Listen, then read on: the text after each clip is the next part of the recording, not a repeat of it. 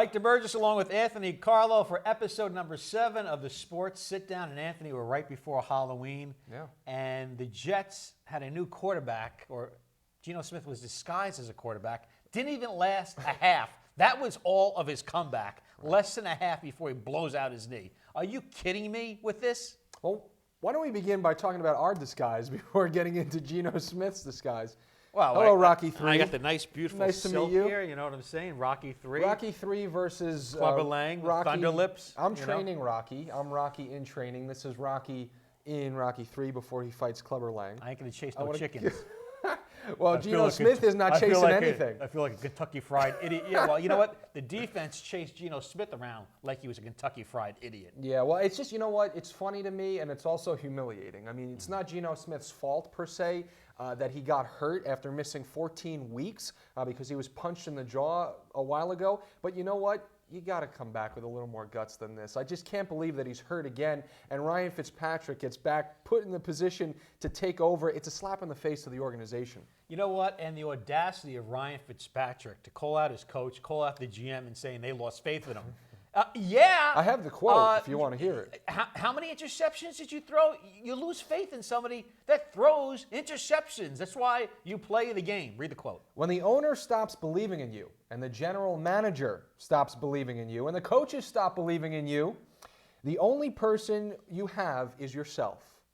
Ryan Fitzpatrick. I'm glad yourself includes throwing interceptions. Quote, end quote. And I'm glad we got to that because this year I gave up on the Jets. I literally gave up on them. Like every year. I did not renew my season tickets for the first time in 20 years. So I'm making it official right now, okay? I'm making this official. This is big news because I've given my heart and soul to this organization.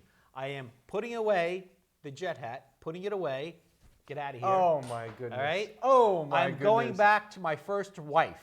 My first team that I liked, the Minnesota Vikings from the 70s, baby. He's a bandwagon fan. I am not a bandwagon fan. I'm going back to the Vikings. The Purple People Eaters are back. All right? This is my first love. And first, I'm with the glad colors. he makes it this year his decision, the year the Vikings are actually good, to go back to being a Vikings fan. The colors are beautiful. There's nice purple and gold. It matches all nice. You shame me. I don't know if I should be sitting next to you right now. No, it's disgusting being a Jet fan. I How long could you be a Jet fan and put up misery? But I have invested money and heartache in this team, and they have let me down year after year. It's the Vikings, baby! The Vikings! Okay. Well, you know what? While you go on and being a Vikings fan, I hope they go on and win the Super Bowl this year. That way I can continue to call you a bandwagon Vikings fan. I am not a bandwagon Vikings fan, okay? The Vikings were my original first team that I liked as a kid. Fran Tarkenton. My first jersey I ever got was a Fran Tarkenton number 10 that's fair enough. white road jersey. So I'm not a bandwagon. I'm just tired of the Jets. I'm tired of the BS. No matter who the coach is, they haven't had a quarterback since Joe Namath. Come on, enough's enough. The defense did look good, though, in this past game. The Ravens are a juggernaut. Anyway, the Jets get their second win of the year. They do have a chance to go 5-5 before all is said and done. So maybe the season can be somewhat saved, but I don't know how much. Moving along, the Giants went to London, had their tea and crumpets, and played the LA Rams and won the game 17-10. Wasn't exactly one of those barn burner of a games, and usually the ones in London are not.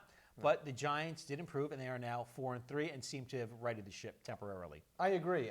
When looking at this game, the big point that stuck out to me was nothing was working very well except for Landon Collins. Yeah. Okay, this guy comes up big. He wasn't the guy who tipped the ball, but he was the guy who ran back that interception, and he really was a spark plug to a defense that, in my opinion, has needed a spark plug all these weeks. Yeah, really, for most of this year, the defense has been invisible, unable to get interceptions. So Collins comes up big. They got the job done against a pretty good Rams defense anyway. They improved to 4-3. They could easily be 5-2. The only problem is everybody predicted at the beginning of the year that 9 wins would get you in the playoffs.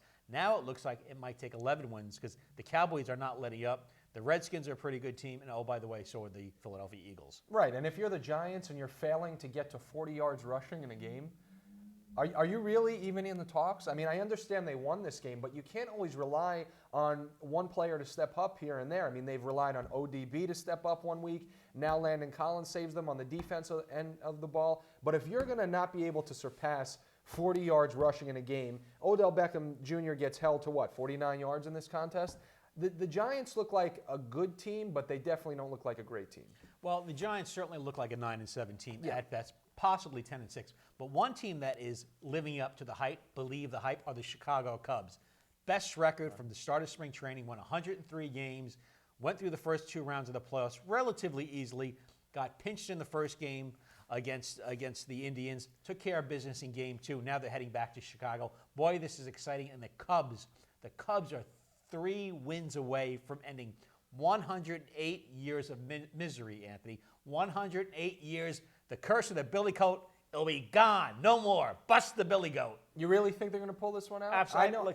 I think the Cubs are the best team in baseball. No question about it. And the thing that they have right now, Anthony Rizzo, he was the key.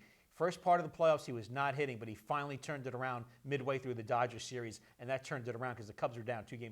And if he didn't hit, they were going to be in trouble. He's hitting, he's seeing the ball, and this Schwarber guy who didn't play all year. He's a story, though. They put him on the roster, and this guy is like a softball hitter. He just can see everything. This guy's the natural. They wouldn't give him to anybody. He was up on the chopping block. The Yankees wanted him, and rightfully so. Could you imagine that bat in Yankee Stadium with his short port? It'd be over. No wonder Cashman wanted him, and everybody wanted him, and they did not want to part with this guy. This guy is a natural. He's got an incredible natural swing. Absolutely. Well, maybe the Cubs can break the streak of the last 12 out of 13 World Series Game 1 winners going on to win the World Series. Because that's what the stat is right now. Out of the last 13 years, 12 of the teams who went on to win Game 1, like the Cleveland Indians, went on to win the whole thing.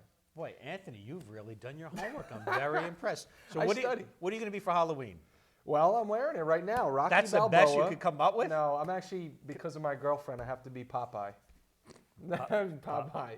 I have the muscles for both. Popeye. All right, I need the gloves though because I'm going as Rocky, as you can see by this thing, and I got the shorts and everything. I'm commando right now. Oh dear God! Do those go up to your upper thighs? I got the Rocky shorts right here. Let's get a better view over there so they didn't say Rocky there in case I lose them.